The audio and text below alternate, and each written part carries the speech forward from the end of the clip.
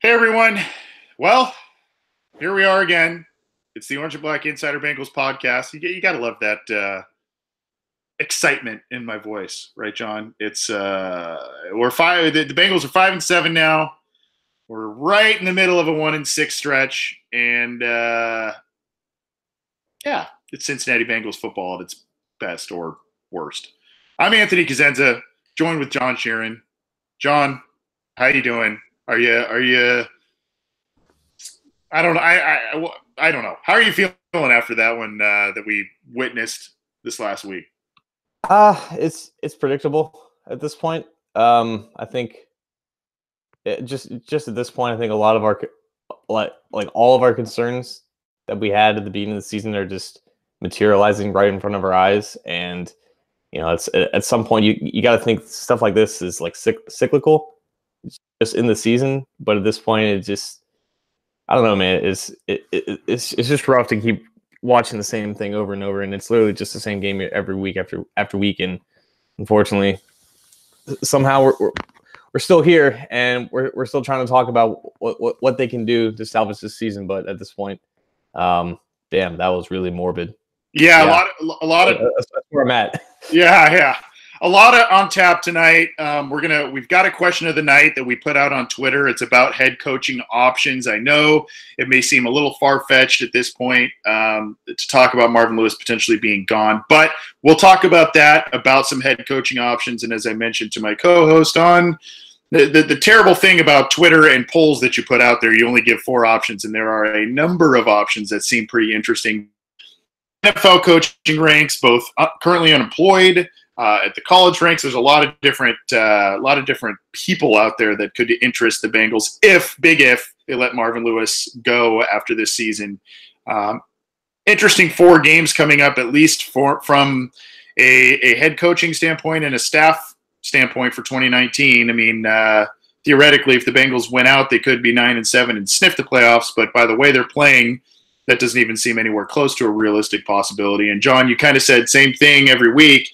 Yes and no. I mean, same result, but it comes in just different ways, right? I mean, it's like now it's backup players, it's more injuries. We'll get to that in just a second. I wanted to start, and we will take calls, texts, emails, tweets, all that kind of the live YouTube chat. If you want to leave questions, we're going to get to questions at the end of the show. I wanted to get to this. This was a caller that actually called last week, John.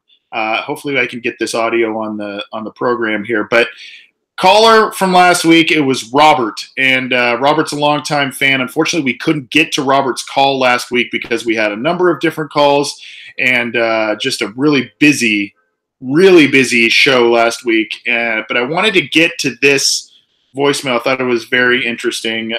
Let's cue it up here, and hopefully we can.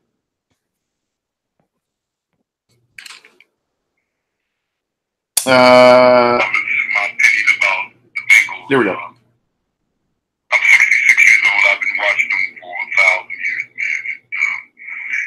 Love them to death, but I'm just so sick of them. I don't know what to do. I mean, just sick of them. Because we always, we're the laughing stock of the NFL. Nobody believes in us, and there's reason for that. Tired of Marvin Lewis. Marvin Lewis, in the past he's done well. He brought us out of the dungeon, if you will. But it's time for him to go. It's not just him, but they need to get rid of everybody. We don't even train up our players the way other teams do. We don't. That's why we don't play as well. And the mentality shows that. The physical part of the game shows that.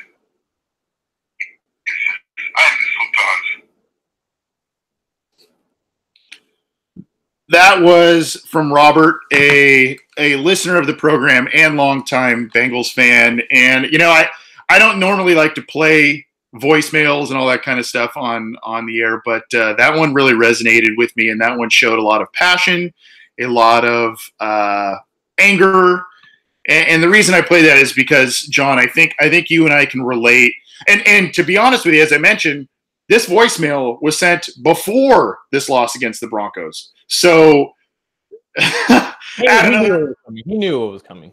Yeah. I mean, add another loss to that, and all of a sudden, there's probably some more there. Thank you for the voicemail there. Very passionate, but I think that the comments there resonate and the criticisms resonate. And we'll talk about what happened on Sunday in just a second, John. You put up a post on CincyJungle.com that I think kind of plays into this voicemail a little bit about Andrew Whitworth being lowballed when he was hitting free agency. That, along with the indoor practice facility, along with some of the other criticisms of what was brought up in that voicemail there, when the Bengals start losing, all of a sudden it's really easy to point to some of these shortcomings as a franchise, whereas when they're winning, they're getting 10, 11 wins a year as they did through 2011 and through 2015. You kind of put that stuff aside. Now it's pretty easy to point that stuff out, right? Yeah, and I think that is a testament to how powerful and impactful actual talent is and good assistant coaching is. When the Bengals don't have either, which is pretty much the case right now, things kind of fall apart because, as Robert so eloquently explained in his voicemail, the expectations are just different for the Cincinnati Bengals compared to any other team in the NFL, because when you just look at the basic facts and how they're operated and how they're run, they're just not in the same atmosphere, the stratosphere, as some of the best teams in the NFL, and just their overall philosophies and just their overall way of running things. So when the Bengals, have 15 guys on injury reserve, their depth is completely depleted, and they don't have the proper depth in the first place to handle those kinds of injuries, things just fall apart because they have an average head coach. Right now, they don't have good assistants that they can rely on like Marvin Lewis has in the past. And just these same weaknesses get exploited week in and week out because they just don't have an answer to it, because I think as Robert was kind of alluding to, there's just a certain level that we've come to expect with the Bengals because of just the way that they are. And when things go bad, they get tumultuously worse because they don't have that base just from an organizational standpoint to kind of stand upon and kind of regather themselves in these crisis situations. And then things kind of snowball just like what they're doing right now. Yeah, and I think that's a great point about what you said with the quality assistance and at times Marvin Lewis, and it is to his credit, as Robert mentioned in the voicemail there, it is sometimes to his credit, but it's also to the credit of gathering some good assistant coaches as well. There are times where Marvin Lewis has been able to mask this stuff, the supposed cheap approach in free agency and just in general with the team, the lack of an indoor facility, the basic cutting of corners that this team has shown that other teams don't. And he's been able to mask that stuff in the form of division crowns and all that kind of stuff. So you got to give him some credit. But there are times when the Bengals kind of, after they taste some success, they kind of stumble onto their own 2 feet, if you will. And now you see the results that we've been seeing not only in 2018, but all the way back now to 2016. The Bengals are staring their 3rd straight losing season in the face. And there's a lot of change and upheaval that needs to be had. And who knows? We've talked about this on the show before, John. I mean, I don't even know if we can trust the franchise and who's in control to make those wide sweeping changes. And to me, if I'm ownership, I just don't understand how you can accept the cutting of corners and accept because it is a business, being less than wanting to be the best or one of the best in your respective field. This is going to be a breaking point, or not a breaking point, but just a very interesting point in time for us, just as football fans in general, to observe how they sell this team in the offseason. If they bring back the majority of the same staff, majority of the same players that have been a part of this 3-year failure following the 2015 playoff loss, I don't know I don't know how they're going to be able to sell it to the fan base to keep those season tickets rolling in, but it's going to have to be some masterful craftsmanship and marketing strategy from this team. And I think it's been impressive how they've been able to, manipulate this fan base into keep believing in that this same strategy is going to work year after year, and ends up not doing it. They come out with a new catchphrase, they put it on a shirt. Marvin Lewis utters it in the press conference. Bam, we got the optimism again. I just feel like this is kind of the year, if they don't do anything to kind of shift away from what they're doing, it's going to be a near impossible task to bring that optimism. And I think we're going to see, if nothing happens, a similar lack of fan support and attendance that we saw from the beginning of that 2011 season after the whole 2010 debacle and all that kind of stuff. And at that point, they're not going to have the youth and rejuvenated, refreshed revival of that roster that we saw in 2011. We're going to see the same retread, veterans and old faces, and probably not a very lucrative free agency class in the process. So how they sell it, if they don't change anything, it's going to have to be an act of God if they're going to be able to fill that stadium at the beginning of the season, if they don't do anything about it. Yeah, and if they do not change anything, coaching staff or approach or both, I mean, they're obviously going to point to the injuries. I think that's what's going to take place, and we'll talk about a major injury and some news on that front a little bit later in the show. We do have a question of the night that we'll get to in just a second, but if you want to vote on it on Twitter at BengalsOBI, or comment on it either on CincyJungle.com in the comment thread or in our live YouTube chat, you can do that. Basically, the question of the week, or the question of this episode, coaching options that intrigues you the most if the Bengals part ways with Marvin Lewis. And again, I can't emphasize enough, big if. There's Josh McDaniels, there's Bruce Arians, there's Mike McCarthy, there's Eric Bieniemy, there is Urban Meyer, there is a bunch of guys at the college ranks you could look at.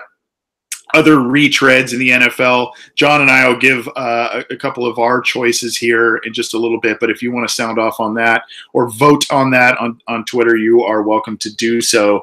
The reason why I brought up Robert's voicemail and kind of what we kicked off this show with, John, is basically these decisions, these types of things with Andrew Whitworth, them lowballing them. And if you have no idea what we're talking about, go read John's article on CincyJungle.com. Whitworth kind of made some eye-opening comments on a Rams podcast lately. Basically, this points to what we saw in terms of the team they fielded on Sunday against the Broncos, right? They had a handful of winning seasons, and they got supremely confident in what they were doing and how they were building their team.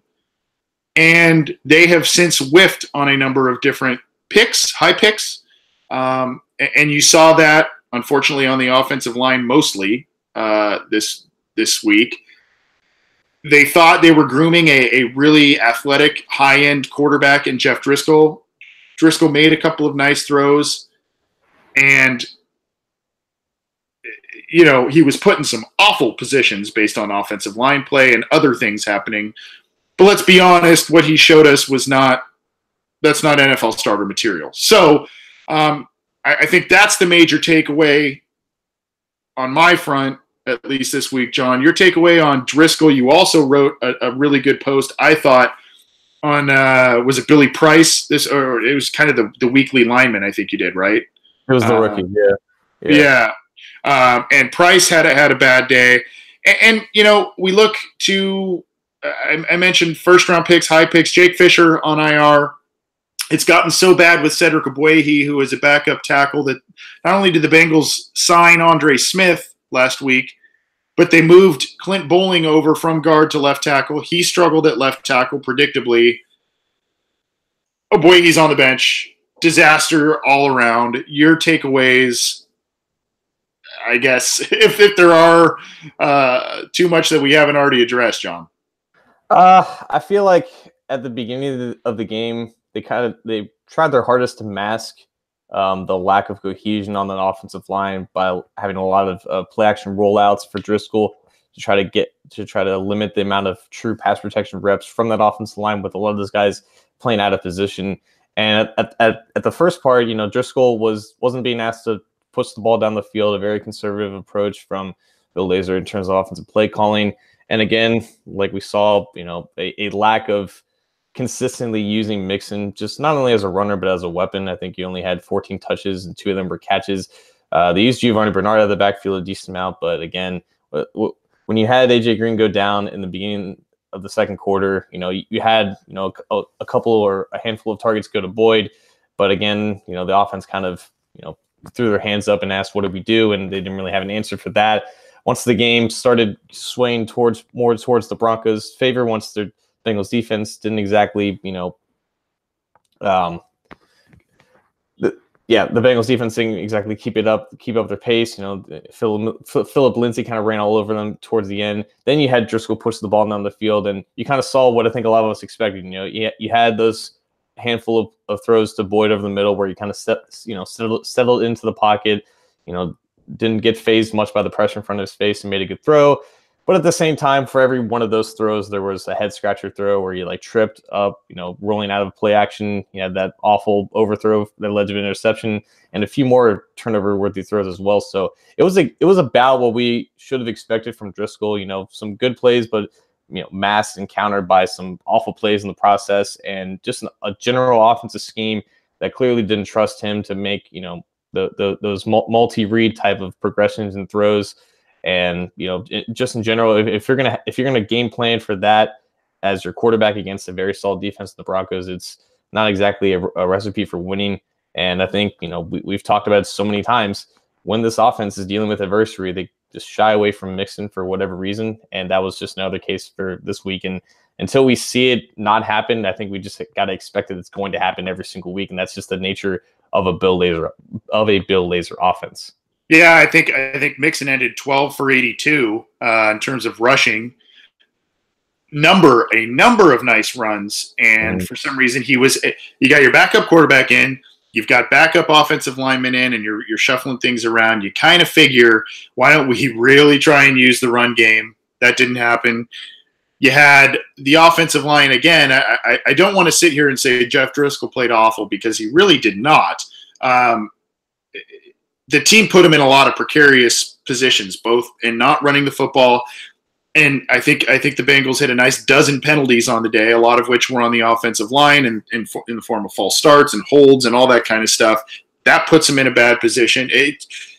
Basically, they needed almost everything to go right this week in order to come out with a win and put Jeff Driscoll in a comfortable position, and they did not do that, which is unfortunate. And, there were also a number of key drops by receivers that would have resulted in first downs that had either killed drives or resulted in turnovers or what have you. So there was just stuff those are kind of my takeaways. There were mistakes that affected your backup quarterback. There was, as you mentioned, questionable play calling that affected the backup quarterback who was forced to start. So that didn't help. And then, just not only this week, but last week, I think the Bengals combined for 25 penalties the past 2 weeks at home. That's inexcusable. And Marvin Lewis put out he said something to Jeff Hobson or the media saying, it's young guys. Well, I mean, some of them are inexperienced, if that's what you meant by quote unquote young, but a lot of them are made by veteran guys, and they're just dumb penalties, and getting false starts and those kinds of procedure penalties at home, to me, that's mental, and that's inexcusable. That's just. You definitely dropped like an RKO on Marvin Lewis with that one tweet. I thought so. Elbow from the top rope, right? That was kind of my takeaway there. Just kind of continuing a little bit on Driscoll. For you, John, does this solidify basically, because Lewis before the game, I think he made some sort of comment that every team is looking for an Andy Dalton. They are always in search of an Andy Dalton, and that is, go around the league and talk to GMs. Hey, these aren't my words, folks. Just to clarify, these are Marvin Lewis's words. And I think to a degree that is correct. I think teams are looking for a capable quarterback, a guy that can start and win games for you, which Andy Dalton has proven to do. But does this game and Driscoll's performance, does that kind of say, you know what, maybe we've been a little too hard on Andy? Or does all of it, including Dalton's injury, Dalton's lapses in big games, and the shortcomings we discussed about this franchise, does that point to you got to just luck into a transcendent talent at that position at this point? Well, that is the nature of the NFL right now. Like, right. You have teams sacrificing all their assets to move up in the draft to get that next big thing at quarterback. We've seen it in the past handful of drafts now. When I hear that every team is looking for Andy Dalton, what I think about who Andy Dalton is as a quarterback. A very average one, plays well in structure, doesn't let the doesn't exactly collapse at this point in his career, but doesn't exactly elevate your team. He's able to kind of come into the game and just operate the scheme that's bestowed upon him and just keep the team in the game, but not exactly take them over to the top where they need to be. If that's what he was trying to say, then that kind of sounds like a backup quarterback to me personally, or just a quote unquote game manager, which is outdated terms in the history of football right now. Jeff Driscoll is not like we talked about it last week. He's not that cut from that same kind of cloth. He's going to take more risks. He's going to play more out of structure, and as a result, he's going to play with more variance. That's exactly what we saw against the solid Denver Broncos team. And yeah, I think that injecting Driscoll into an offense where Andy Dalton could succeed, presumably with health, would net them some different results in different kind of areas. In this offense, which is completely battered beyond belief at this point, Driscoll was obviously going to have some rough patches in the process. He was going to shine that that raw arm talent and athleticism, but not to the extent where it would take them over the top to beat a team that they were clearly worse than in the Denver Broncos. And like you said, they needed everything to go right. They needed Driscoll to play out of his mind, and he played exactly how we expected him to play, and the result was exactly what we expected it to be. Yeah, I think just and that's what both Marvin Lewis and I guess even Carson Palmer tried to do when they first both came in hand to this franchise. It was outside guy from a head coaching perspective, Heisman Trophy winning quarterback, the best guy in the draft. Let's see if we can win games and get past the hurdles that Mike Brown places in front of us from an organizational standpoint. And, potentially as you win games and things change and all that kind of stuff, you can potentially start swaying the owner, which I think Marvin Lewis did a little bit of, but it's still not where it needs to be. But Bengals lose to the Broncos 24-10, just a pretty ugly game all around in terms of penalties and guys who were forced into different roles and extended playing time. It just was not the kind of product that we should have been forced to witness, I guess, is probably the nicer way to put it. This is the Orange and Black Insider Bengals podcast. You can get this show on YouTube, iTunes, Stitcher, Google Play, Art19, and on CincyJungle.com. We appreciate you joining us on a different evening this week, and thanks to you as well, John. This was in part of my schedule, so we had to record on a different night. But I appreciate both John and the listeners accommodating. But please download the show how and where you can.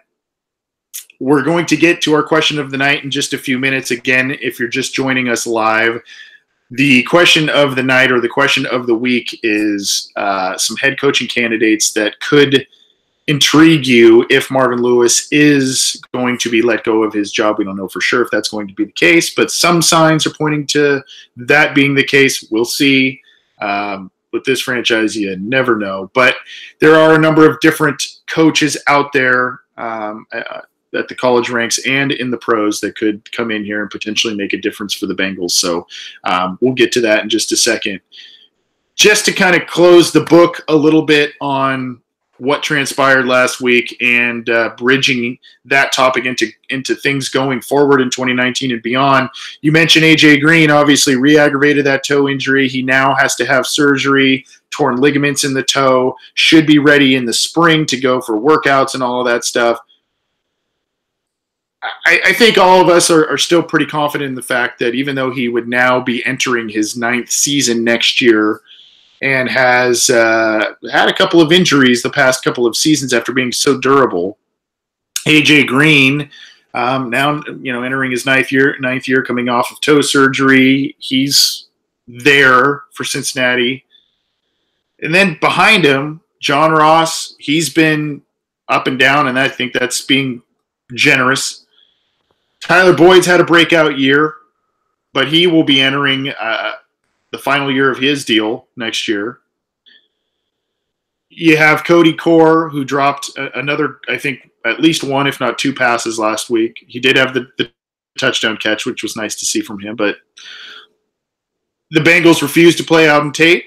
Alex Erickson doesn't really give you much in terms of an offensive threat. So where I'm going with this, John, is what's ahead for this group next year and in the coming years? I mean, is this something yet again, even though there's a top 5 pick, a top 10 pick, and a second-round pick as potentially your top 3 receivers, is this a position that needs to be addressed again this next offseason? Potentially, but nothing more with from what I'm thinking right now, nothing more than like a 3rd or 4th round pick. Right. I think that if these groups of receivers were to be given a quarterback that could enhance their talents to a certain degree, we would see some slightly better production. And I think obviously the gap between establishing that chemistry that they already have with Dalton to a new quarterback would then take some time, and maybe we could see some development in some of the younger guys in that sense. But I think in today's NFL, you got to get the quarterback right, and then the receivers, as long as they have some raw talent with them, they'll kind of follow suit. And I think that they have some of that, at least a good amount of that raw talent already on the roster. They could do with one more, sure, to push Core off the roster, or just keep 6 with Auden Tate in there. But AJ Green leading it, always assuming that he's healthy, always assuming he's going to be ready to play. Tyler Boyd is your 2, John Ross is your 3, going in at least into 2019. I think that's a good enough core for at least an above-average quarterback to take advantage of. And obviously, Dalton is almost with 100% certainty going to start there for 2019. So we should probably clear that up.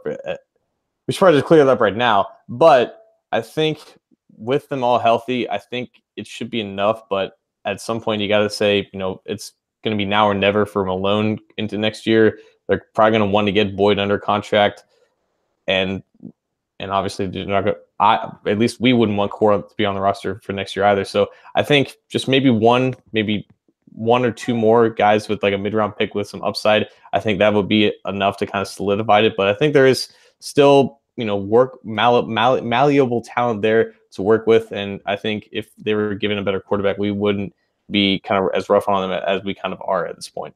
Yeah, I mean, first of all, I was not advocating if the Bengals do end up with a top 10, top 15 pick this year. Yeah. I was not advocating for that. But you look at it, and all of a sudden, a position group we were very excited about coming into this year, Green, Boyd, Ross, there's more question marks now than there were a couple of months ago. Now there's also a bigger exclamation point in Boyd, because he has surpassed expectations, I think, by most people. But I think there's a lot of work to be done. I have been very disappointed in Josh Malone. I thought that was a guy that would really take a nice step this year, even as a number 4 guy or what have you. But he's been hurt. He hasn't been used, and he's one of those height, weight, speed guys, and just has not. He's still got a little time, but that's a guy that I was hoping was going to take a nice step this year, and really has not shown very much. But I don't want to say an overhaul is due there. I mean, Alex Erickson brings value as a special teamer.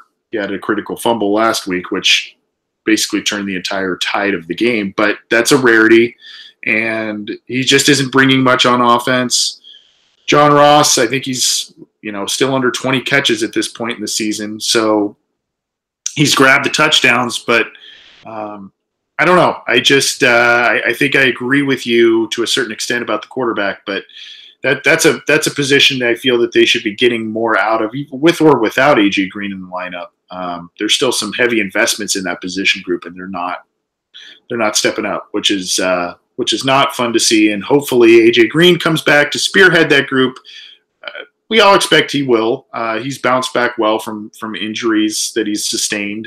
Luckily, none of them have been of the knee ilk. But he's bounced back, and he is a superstar player. It's just unfortunate he's had a couple of seasons recently cut short when the team has needed him, and nothing really you could do about that. And the last time when he played, and it was a lot when he played a full game last time. The last time he did that, it was the last time the Bengals won a game against Tampa Bay, and he injured himself at the end of that game, which, as we all know, the Bengals had a big lead, let it go, and they were forced to drive down the field at the end of the game, and that's when he hurt himself. So, kind of the microcosm of 2018, if you will. We're going to start taking your questions in just a little bit, so give us a call or a text, 949-542-6241. You can get in touch with us, or you can get in touch with us in the live YouTube chat. So hit us up with your questions or comments there, as well as on Twitter at BengalsOBI. We do have a poll up for the question of the week, so definitely want to hear from you on that. And it's our turn to talk about that, John. The Bengals are at a crossroads with Marvin Lewis, as we all know, and a report surfaced Sunday that it turns out that the second year of his contract is actually an option year, that the team can exercise not to have him back if they so choose. We thought it was just kind of a standard 2-year deal, but does not appear to be the case. And now, like he was last year, Marvin Lewis might be fighting for his job, and who knows if a couple of late season wins will save him. But there is a chance that he could not be the team's coach next year. This was kind of a critical year for the team, and it started off great, and it has subsequently blown up in everybody's faces. So, I'm going to ask you this: there are a number of head coaching options out there that could be intriguing. Some are retread guys that had some success and then, got fired after a couple of poor seasons or retired. There are some college coaches that are unproven at the NFL level. So if you can, give me one pro name, and that could be someone who either fizzled out as a head coach elsewhere or is looking to be a first-time head coach that in the NFL ranks. And give me one college guy that you are thinking of that could be good fits for the Bengals. So the two names that I would name obviously wouldn't be likely candidates for the Bengals, because I think it goes against what they would look for in a new face of the franchise. And for the NFL, I think all over the league in the next handful of years, we're going to see teams try their best to find the next Sean McVay. And that's going to lead to potentially some bad hires, because they're kind of overvaluing, someone who might be, under 40 years old, has done a lot with, whatever offensive talent that he's been given, and it could lead to some bad hires. But I feel like the Bengals are in that position that they have to take that risk. I don't think it's a risk that they're going to take, but a guy like Eric Bieniemy, who I think a lot of fans have talked about, the offense coordinator for the Chiefs, a technical disciple of the Andy Reid system. I think he's about as best as we could possibly expect, because he has that connection with the organization, because he was a part of it so many years ago, has worked his way up to an offense coordinator, and one of the very best offenses in the NFL, has elevated, or has been a part of elevating the talent that is Patrick Mahomes. I think that, him knowing what he can work with in terms of scheme, in terms of talent, giving him full reins of just building the offense into the next century at this point, it's kind of like that best chance to go. And it's like the exact opposite of what you would get in like a Mike McCarthy, who is a former head coach and, has a very outdated offense. And I think that's kind of the synopsis of, what they need to do. They don't need someone who has been a head coach and has recently, fizzled out or failed in whatever resort. They need someone fresh. They need someone who's looking for the next opportunity. And when you look at the college game, you have all sorts of guys who, at this point, if you're a college head coach and you get inquired about coaching the Cincinnati Bengals, it's like a question of, why would I give up all this power and all this authority as a coach, a recruiter, and such an influential part of an esteemed university to go and coach and be an employee under Mike Brown? It would be extremely unlikely that any high profile college head coach or offense coordinator would take that risk. But if I would want it to be anybody, I think right now it would be Lincoln Riley, who not only got the very best of the Baker Mayfield of Oklahoma, but now has gotten a future baseball player, Kyler Murray, to perform as like probably the next Heisman. It's very likely that Oklahoma is going to have back-to-back Heisman-winning quarterbacks, and I think obviously Lincoln Riley has a substantial part of that. Torching Big 12 defenses like we haven't seen in the past decade, even though the Big 12 isn't much of a defensive juggernaut. But I think that he's kind of that same type of prototype that the NFL is going to be looking for and try to emulate what the Rams are doing. And I think at this point he would be my favorite option out of the college ranks. Now that Cliff Kingsbury is with your team USC, now that that's official, he's off the books. I think Lincoln Riley is going to be that next guy for me. Yeah, I saw someone in the YouTube chat. Let me see who it was. Kentucky Ron said Cliff Kingsbury. He's not, like you said, he's not going to. He's going to SC. So and that's a good hire for SC, especially as Urban Meyer's offensive coordinator in 2020. What's that for you? He'll be Urban Meyer's offensive coordinator in 2020. Oh yeah, and a lot of people who probably listen to this podcast are Urban Meyer guys, are Ohio State guys, and that is part of what prompted us to ask this question, is because the Ohio State apparently found its replacement, and Urban Meyer is retiring from Ohio State after this year. But we've seen Urban Meyer walk away from football when he was with the University of Florida, and he came back to Ohio State. So you never know, he could come back. So you said college rank Lincoln Riley and pro rank Eric Bieniemy, correct? Okay.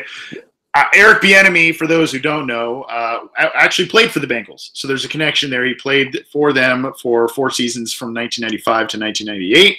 And, those are the glory years of Bengals football, by the way. He was also given one of the best nicknames ever by Chris Berman of ESPN, Eric Sleeping with Bieniemy. I thought that was a great one. But intelligent guy, very creative, obviously, from what he's done with the Kansas City Chiefs. So I think that Eric Bieniemy would make a lot of sense, and he knows the Bengals. He knows Mike Brown. I think that in itself makes quite a bit of sense. I think you bring up a valid point, John, about a potential issue with what coaches would want to maybe come to Cincinnati. But I think that Bieniemy, knowing the Cincinnati culture, maybe that's a deterrent, but knowing the Cincinnati culture, knowing Mike Brown, being a former Bengals player, I think he could be a guy that they look at and he cuts his teeth as a first-time head coach, maybe with the Bengals. We'll see. There's a couple guys I look at. I guess from we talk about Josh McDaniels, the Patriots coaching tree. I'm not really a big fan of that. I think that's the whole system thing.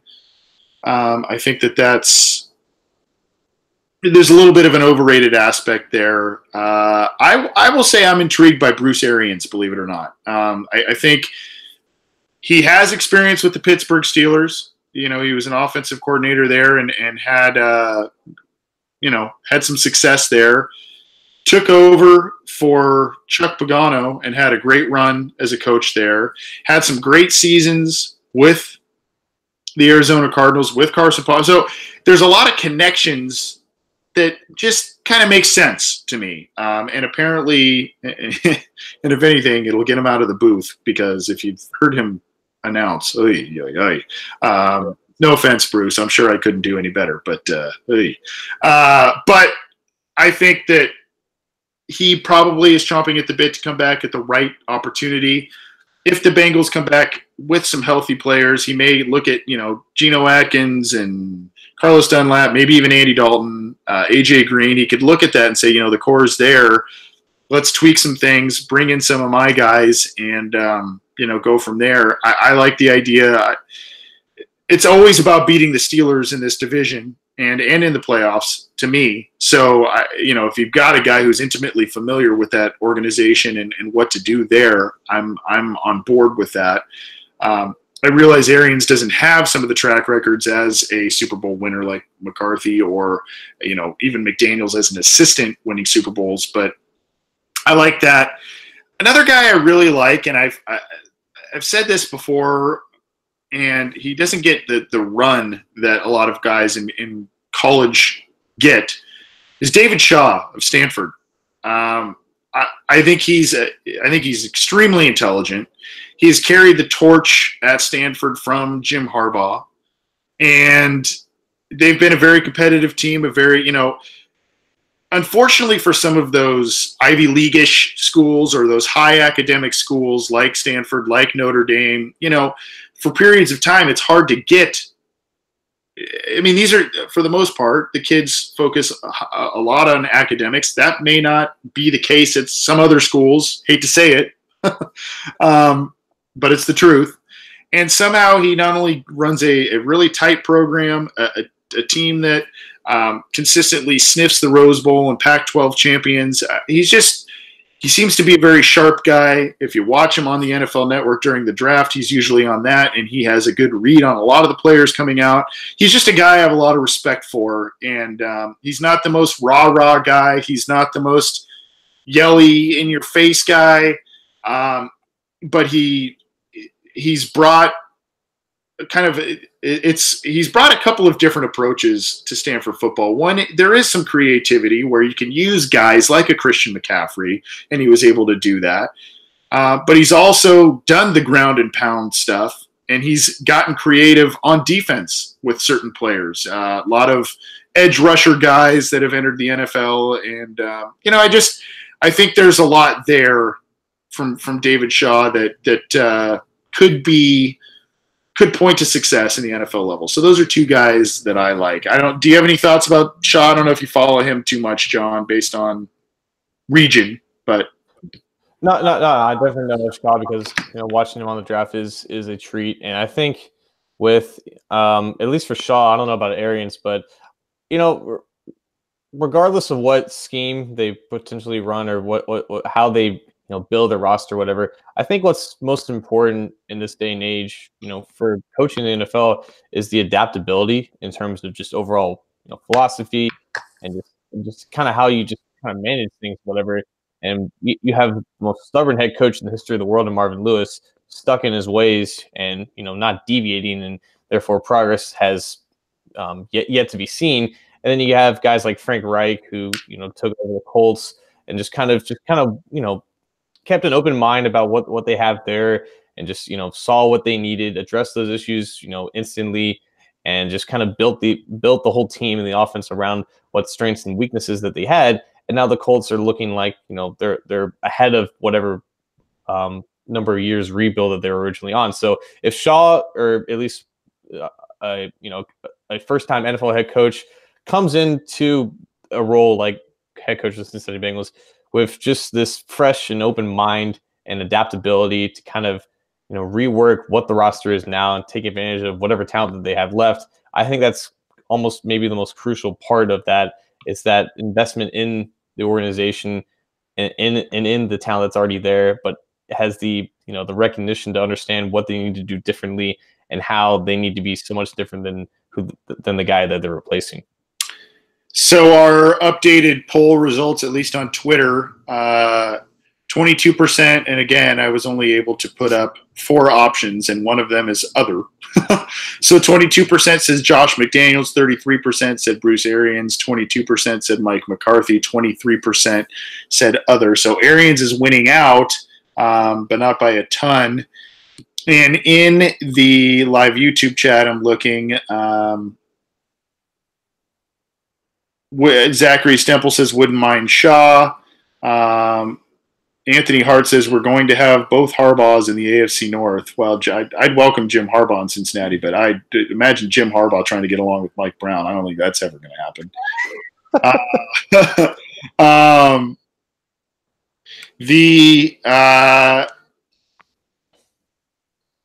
I'm not surprised at all about the lack of support of McCarthy, and I think A lot of people. I was going to go there. Go for it. I think a lot of people were also turned off by the way McDaniels handled, accepting the Colts job, and then hearing from the Patriots about, how he's essentially the de facto Belichick replacement. So if McDaniels doesn't want to leave, New England for, the Colts and Andrew Luck, I just highly doubt he's going to want to leave for Cincinnati in a worse class organization than Andy Dalton. So that's basically not even an option at this point. And I think no one wants McCarthy at this point because I think they respect what he did in the past as a head coach and the success that he had, but has realized that over the past, handful of years, he just hasn't evolved in the similar way that Marvin Lewis hasn't evolved. And eventually Packers got tired of it. And it'll be interesting to see where he ends up. I don't think it'll be in a head coaching job, or at least here. Yeah, I mean, you look at it, McCarthy's got the Super Bowl, but, a lot of people point to, Aaron Rodgers and all that kind of stuff. I don't know. Keith Brewer says Arians already said he'd only come out of retirement to coach Cleveland. Interesting. I don't know if he specifically said that. He might have. I didn't catch that. And there was another comment here. I'm trying to see who it was from, saying that. Gosh, where was it? It was basically saying that Arians is giving out Christmas gifts to everybody in the Cleveland front office to get that job. So I apologize. I can't see exactly who that was, but I thought that was a pretty funny comment. It's possible. He's got a number one overall pick as a quarterback and all that kind of stuff. There is young talent there, but I don't know. And at this point, that's an interesting question. I don't know what's a better job. I don't know if Cleveland's a better job or if Cincinnati's a better job. I really don't, especially given what we saw a couple weeks ago. So Cleveland's been a constant train wreck, but Cincinnati's really trending downward. And, you've got the Mike Brown facet, so who knows? Give us your thoughts and comments. Even after we're done recording, we'd still love to hear from you about which head coach you are potentially interested in replacing Marvin Lewis. We hate to be shoving Marvin out of the door with the season not yet done, but I'm all right with it. Well, maybe we don't hate to, but it's worth discussing given some bits of news about Marvin and everything this week that we've seen. So pretty interesting stuff. There are some good names at the college level and the NFL level that should be available for the Bengals if they end up wanting to make a move. This is the Orange and Black Insider Bengals podcast. I'm Anthony Cosenza. He's John Sheeran. You can get this show on iTunes, Stitcher, Google Play, Art19, YouTube, and CincyJungle.com. We're going to get to listener questions here now. You can give us a call or shoot us a text, 949-542-6241, 949-542-6241, or leave your questions in the live YouTube chat or on the comment thread on CincyJungle.com. We already do have a call on the line. It is Aaron, who is from Cincinnati. Aaron, are you there? Yeah, I'm still here, man. How you doing? I'm doing all right. How are you? I'm doing all right, man. What's on your mind tonight? I'm in chocolate system. What's on your mind tonight? Oh, yeah. I have so much that I can't even probably get it all out. If I run a little long, just cut me off whenever you need to. All right. I wanted to comment on a couple things you guys were talking about as far as like quarterbacks go.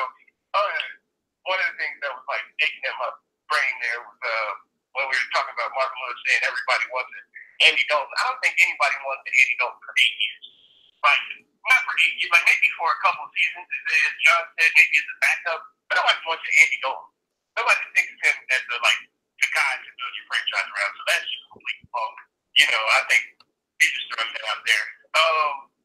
In regards to the game on Sunday, I think that this, with Jeff Driscoll, it won't ever work with this coaching agency because the way Jeff plays is a very a high risk, high reward kind of deal, and you kind of got to keep chasing that dragon. You know what I'm saying? If he throws the pick on one drive, you got to keep letting him go back at it. And we're not that type of offense. You only get so many chances to do anything. And but if you look at some of the other stats in the game, just watching it versus when Andy's in there, we often go 3 and out. You know what I'm saying? There's not there's not sustained drives at all. Whereas, yeah, almost until I would say it started to get out of hand around the third quarter, we were like comparable in like time of possession stats, which we normally always lose. We were competitive in yards, you know what I'm saying, and all those other little stats that nobody really pays attention to. Like, they were close. It just didn't translate to the scoreboard because of, whatever reason, penalties, setting us back and all that stuff.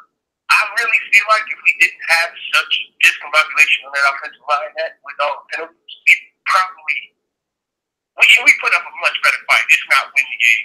That's just me. I might be out of my mind, but whatever. And lastly, to touch on the coaching thing, I'm only going to get excited about a coach who I feel like will take more power from Mike Brown. So, like, it would have to be a big signing that would say to me, like, yo, Mike Brown gave, like, way more control to this guy.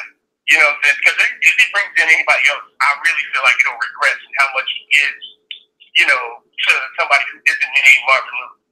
So, if it was a big name like we were talking to Jim Harbaugh or Urban Meyer, even though I'm kind of iffy about that because of the PR storm that he's been going into, I really don't think we need that. But if we do, at least I know, like, hey, that guy, he's coming in, he got some power. That's the only way that you're going to draw a guy in like that, more so than the money, just the control. So yeah, well, thanks, Aaron. We're going to take these questions off the air. Good stuff, really good stuff. Call again for sure. John, a lot there, and we got a couple of calls that we couldn't get to, but if you want to call back, we'll try and get you on the air. We do have an open line now, but John, the one I want to talk about, and he stopped short of saying it, but Andy Dalton is a tease, right? I mean, for lack of a better word, Andy Dalton is a guy, think about this year. He had numerous comeback wins. He also he set franchise records, but like he said, he's a guy you maybe want 2-3 years, and it's kind of the Alex Smith thing. You start to get sick of him and you want to move on.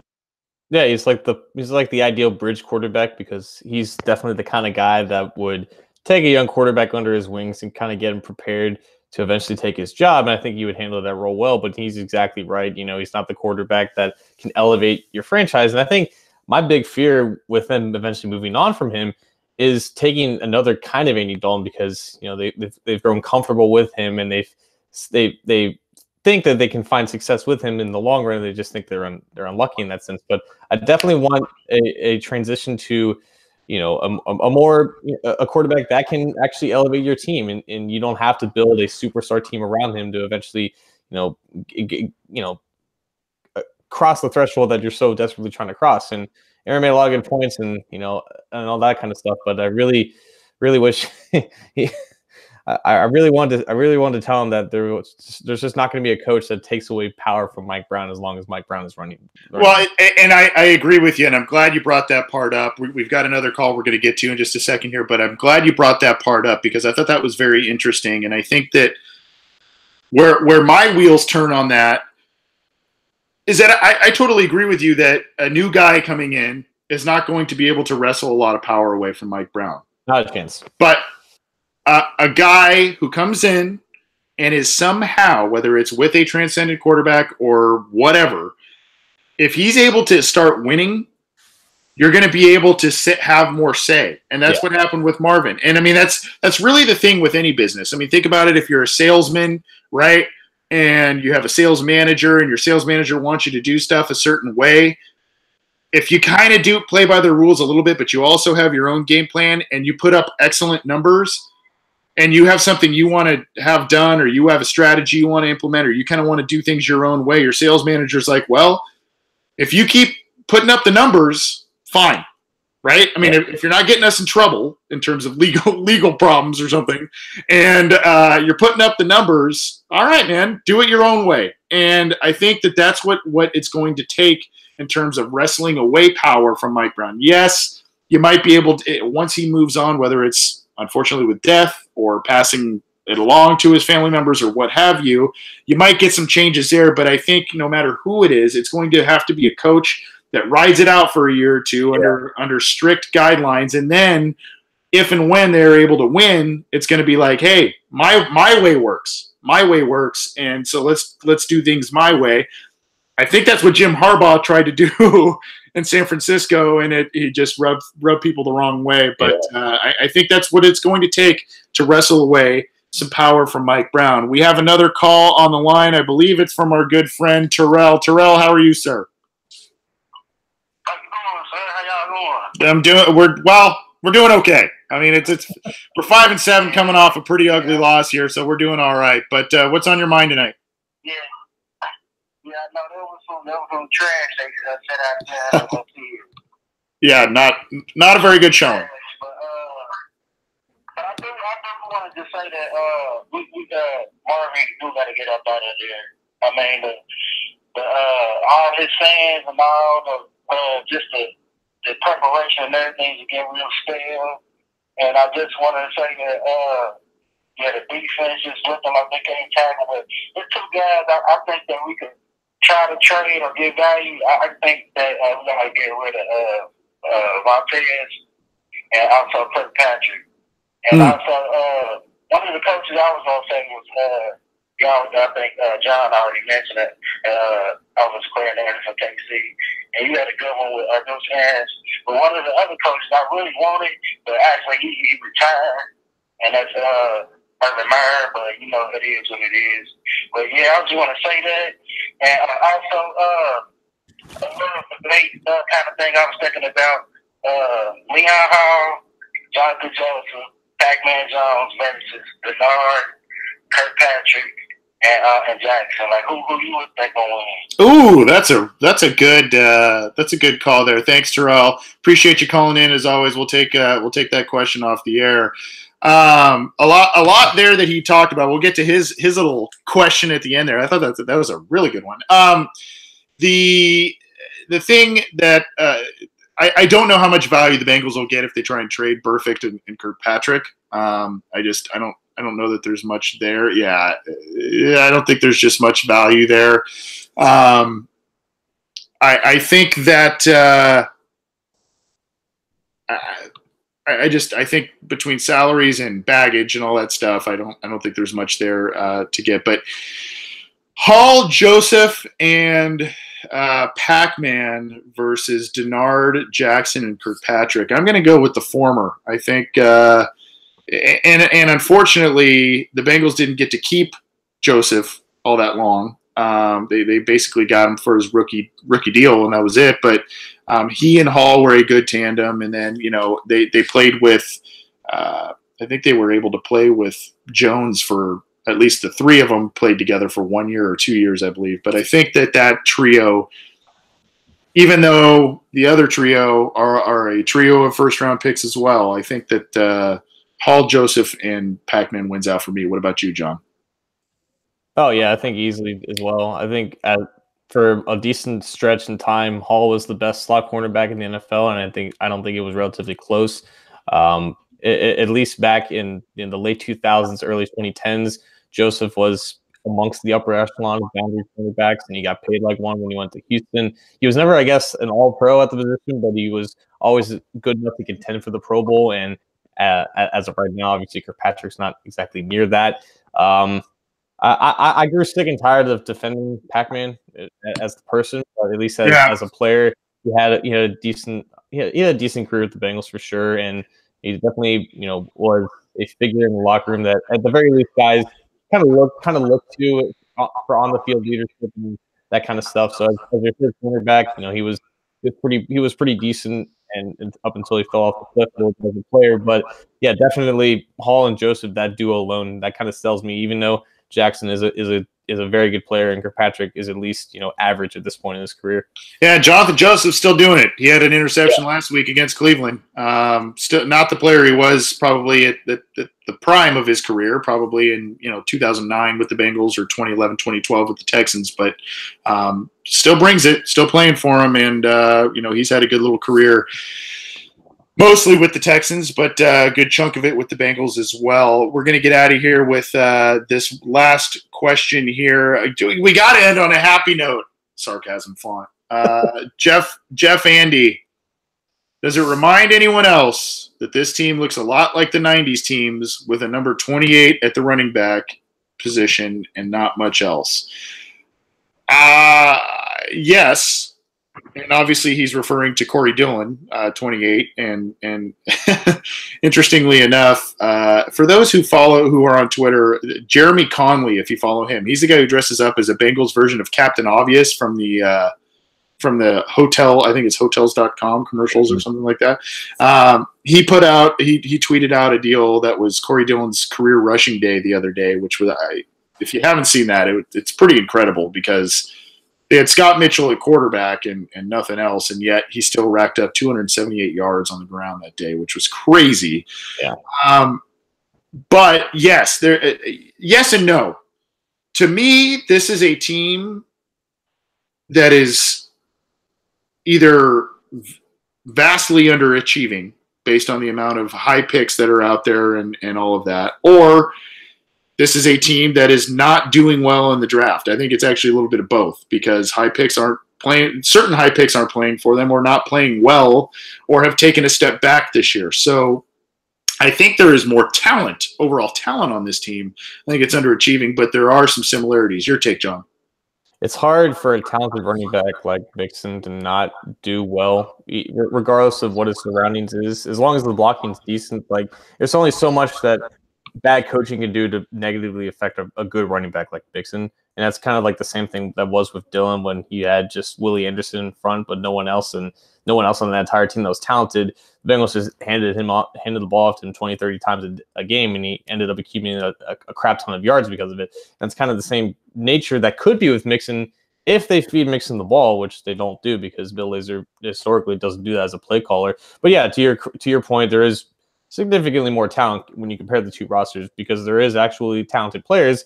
But as you said, most of the issues stem from coaching, either not elevating those talented players to what they could be and definitely not getting the depth ready to play at all, and just a severe lack of depth in important areas that obviously injuries have affected and have caused this roster to look pretty freaking bare at this point with all the injuries that have come about. So yeah, I'm pretty much in the same boat with you. Yes, that look like the brightest spot, but there's a reason for that. It's because he's a running back. There's only so much that a lack of coaching can negatively do to affect that. Yeah, and Corey Dillon, I'm looking up his stats. Corey Dillon is basically he had basically 20 carries a game, and Mixon is far below that. We've got one last call here, John. I'm gonna get to it, and then we will get out of here. So let me grab this.